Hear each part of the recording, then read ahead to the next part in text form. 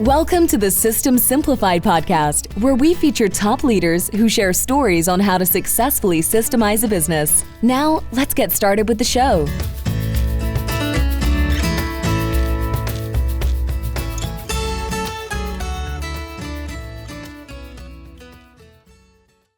Hello, Adi Klevit here, the host of the System Simplified podcast, where I feature top founders, entrepreneurs, and thought leaders about systematizing a business.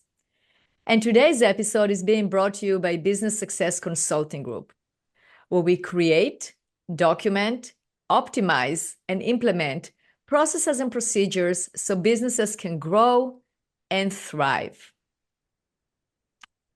And today's guest is Jason Carroll. Hi, Jason. Hello. Thanks for having me on. How are you? Doing great. Yeah. Good. Well, it's great to have you here. And we're going to have a great conversation today. I'm going to start by reading your bio. Okay. All right, good. So, Jason, you are the founder of Aptive Index, which is a psychometric assessment and AI coaching platform, helping entrepreneurs build teams where people thrive in the right roles. You previously scaled your last company from 20 million to 80 million in revenue, culminating in a successful exit, driven by deep focus on people, culture, and fit. Today, you are making those same insights accessible at scale, giving leaders a new edge through modern science and technology. Okay, well, let's talk a little bit about your exit. So tell us about that story, because that is a story that people always want to hear. Yeah, I took on that company. It was called Champion National Security.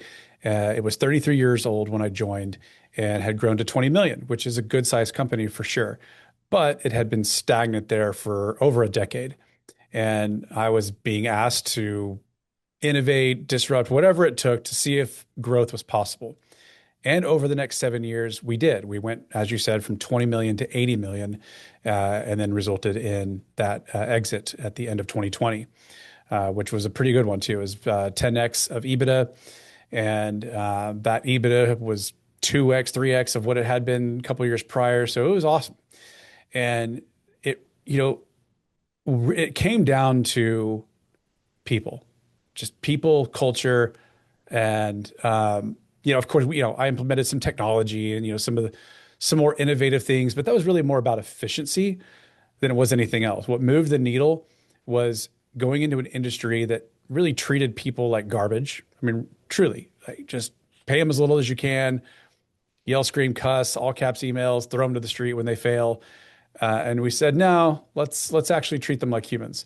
So creating programs and systems and culture and understanding them through psychometrics and aligning our executive team, all of that really came together to a vision and a core value system that put people at the forefront of everything we did and transformed everything. That's beautiful. Yeah, it was awesome.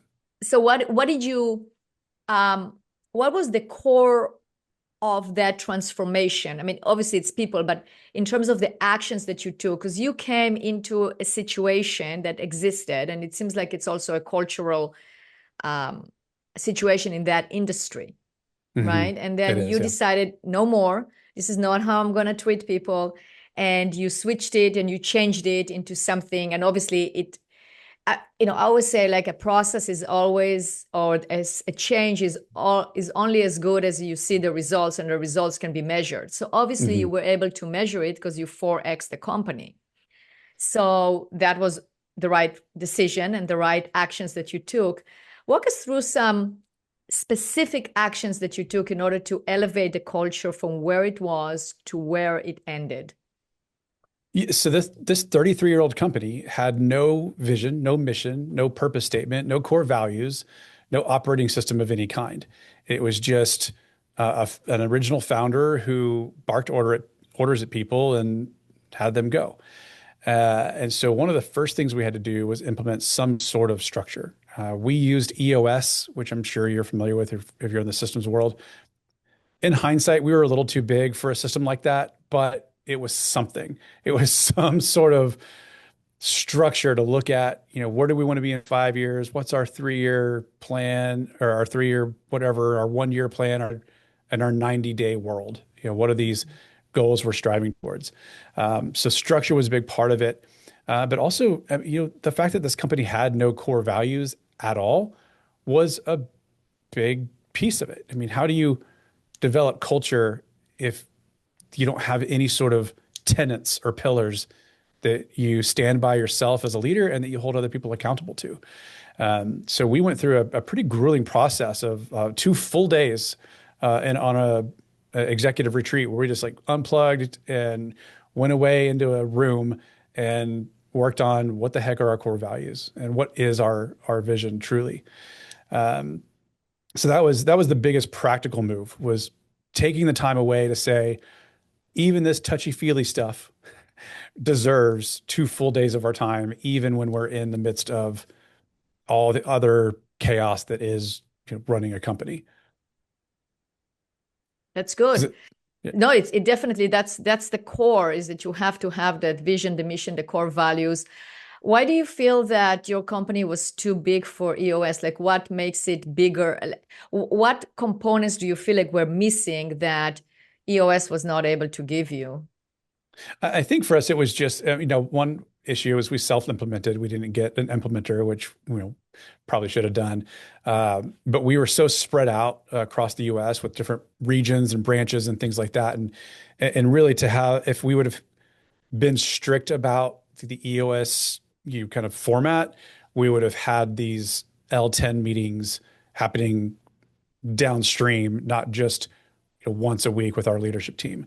And then also we had, there's a lot of travel involved. So there's a lot of people missing meetings, myself included sometimes. And it's, I don't know that the system itself gave us the flexibility to account for just the constant absences and client visits and all the things that we were doing with the travel and taking care of our clients on site.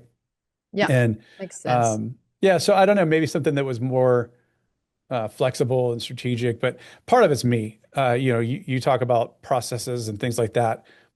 Even if you look at my psychometric profile through my own Aptive Index assessment, you'll see I am allergic to routine. I am allergic to process. And so just as a kind of entrepreneurial founder type person, I don't have a routine bone in my body. And so having a system and sticking to it, I was the wrong guy to even be in charge of that. I needed an implementer. I needed a fractional integrator maybe would have helped us in a major way too. But let's talk about that. Let's talk 2020. about your adaptability to processes. So obviously in your psychometric test, you can see that if somebody is good for processes or not, which, it really helps in order to get the right people in the right seats, right? Yep. So you say you are not a system person, not a routine person, but I'm curious to hear from your viewpoint as a visionary, as a true visionary, why systems are important. Like, why would you say if somebody would say, hey, a system's important for your business, what would you say? I would say absolutely. And why? I run in a lot of circles with entrepreneurial types, different networks and things of that nature. And there's a good chunk of us that are really just, we are chaos incarnate, just running around, creating change for the sake of change, constantly squirrel moments, ooh, side project, ooh, I could do this or that. And then we wonder, why isn't my business model scalable? Well, we kind of answered our own question. We can have something that's magical, but if it's not turned into something repeatable, it's never going to scale the way we want it to. Even right now, the way I'm running my business, like my entire business model is the universe just keeps dropping people in my lap, which is awesome and totally not scalable or repeatable. Right. And it's also can be scary in some ways because it can be like something can happen and then it's not predictable, right? Because you feel like it's out of your control. You always are, you You rely on your good luck, you rely on personality, you rely on your charisma, you rely on different things that, you are like the rainmaker. Okay, good. So I always can make rain come down, but what when it doesn't, when it's there, it doesn't happen, and you don't Yeah. have a system to follow. So that can be scary. And I totally understand that. Mm-hmm. Yeah, and it is for me. I mean, that's the reality I live in right now. And, I have a couple people on my team who help with that like have, I wouldn't say rigid, but very predictable process that they follow. The rub is if they expect me to also do it, it's just not going to happen. But And that is, if you don't mind, we're gonna dig yeah, into that, because that is, you wanted, one of the things you said, you wanted to have fun on this podcast. So we're gonna go let's on do after it.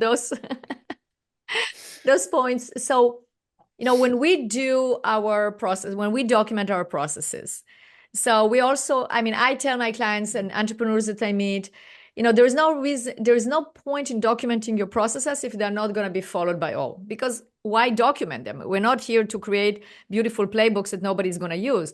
They have to be implemented, they have to be used.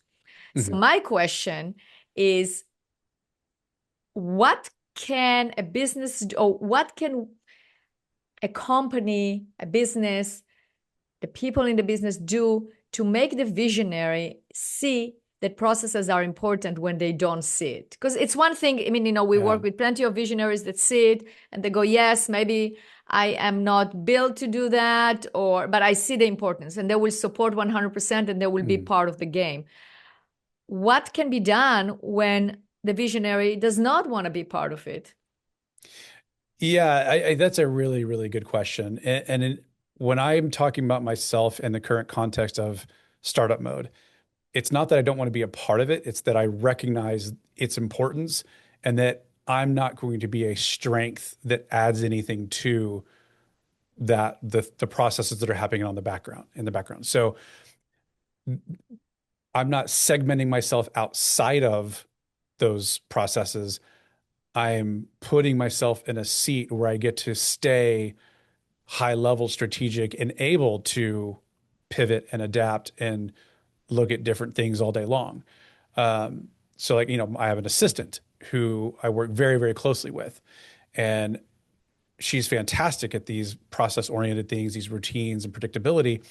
And if I didn't have that happening, there'd be a lot of failure points. I mean, there'd be less sales even because she's helping me draft follow-ups and put things on the calendar, all that kind of stuff. Right. But so two things are true. One, I can remove myself from having to follow processes on my own that like would feel constricting and draining.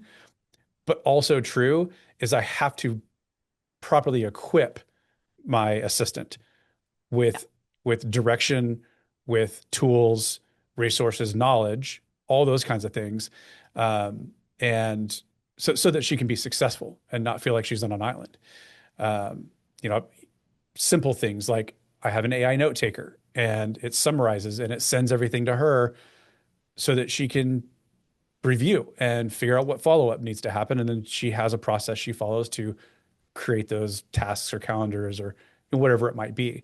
I've got an AI in my email that auto archives things that I don't need to read, and it actually like creates drafts for things that I need to reply to, and it's getting smarter and smarter. So there's things like that we in today's world we get to augment our reality Yeah. to take ourselves so I can exist kind of adjacent to the things that would drain me without just disconnecting completely and leaving my team on an island.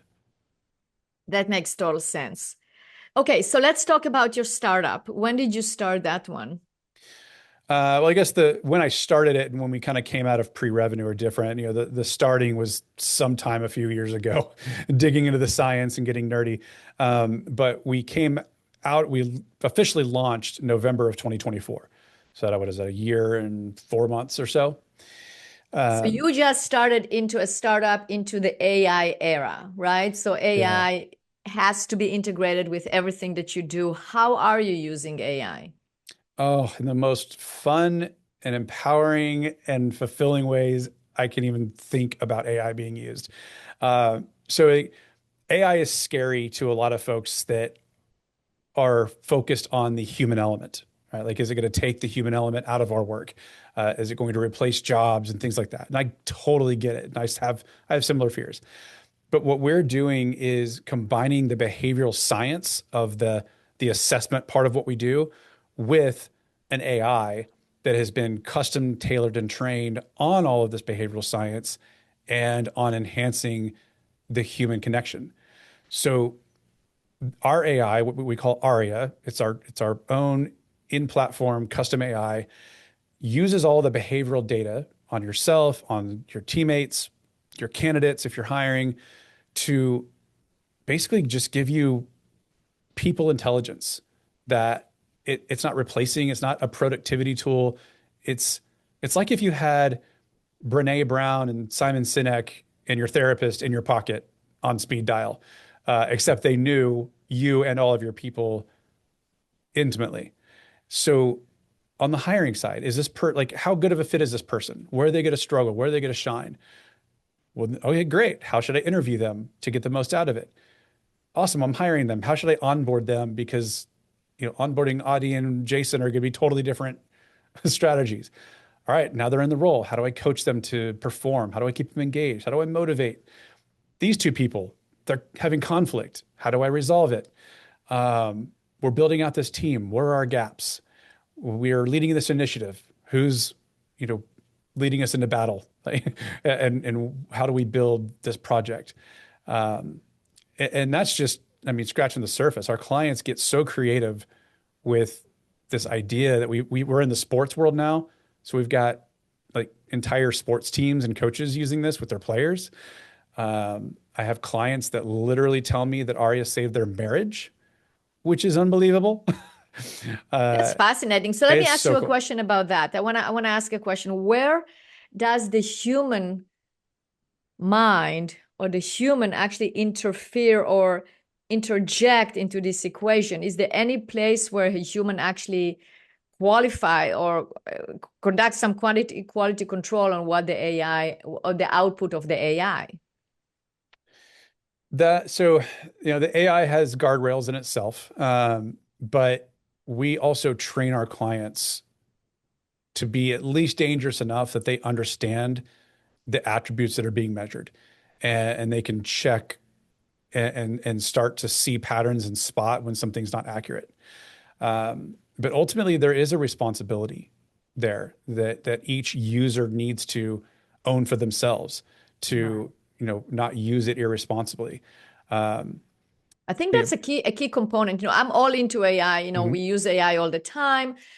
Trying to learn the different. Always be at the cutting edge, the top of the technology, knowing what's happening. But I'm really happy to hear that you were saying that, because I think that is a key component, is that we can't just relinquish and just give everything to the AI, because I think that's when it's going to become dangerous. And that's where it goes from being a tool that is very useful into something that is going to control us. And I think that's where the fear, people that have fear of that, is where they do not retain their own ability to think and be in control. What do you think? Mm-hmm. Yeah, I agree. I'm seeing if I can find it real fast. I did a test on our guardrails, and I had my wife and me in like our results in a chat, and it was kind of doing like this romantic cheat sheet.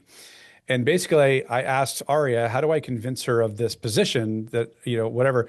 And it said, hold up, with a big stop sign emoji. And it tells me that question reveals a massive blind spot. And if you keep operating from that frame, you're going to keep hitting the same wall. And then after she gave me a readout, I just said, hey, I was just testing you. Please don't save that to memory. And she said, cry emoji, well played. I was about to write you a very stern follow-up. So it was only one test, but it was still really fun to see that like the AI can actually even be playful about it. But also there are times that it's going to say, yo, stop. You're going in the wrong direction here. Which is good, because you created it in an ethical way that does that. It doesn't always happen, but in your case, it's there, which is very good, and well done on that one. Yeah. I'm not sure if that answered your question, but I'm it did in tangents. terms of like, you have the guardrail and you train your clients, and you also emphasize that, and you share that that sense of we gotta make sure that humans are still involved and the AI is not going to control us completely. So yeah. it's very good. Yeah. Thanks. Yeah. So Jason, if our listeners would like to know more about your system, would like to reach out to you, how can they do that? Easiest way to get a hold of me is through LinkedIn, linkedin.com/n/Jason P. Carroll. So the P for Paul, and then 2 R's, 2 L's, but an Aptive Index, it's a made up word, APTIVE, index.com is our website. You can request a demo there and all that kind of thing if you're part of a team. And follow along the journey. My LinkedIn can get kind of spicy sometimes. Sometimes I get on a tear. I'll just like post something like resumes are garbage. Who's using these things anymore? So just beware. Well, okay. Well, thank you so much for being a guest on this podcast. I really appreciate it. Thank you for having me. This is fun.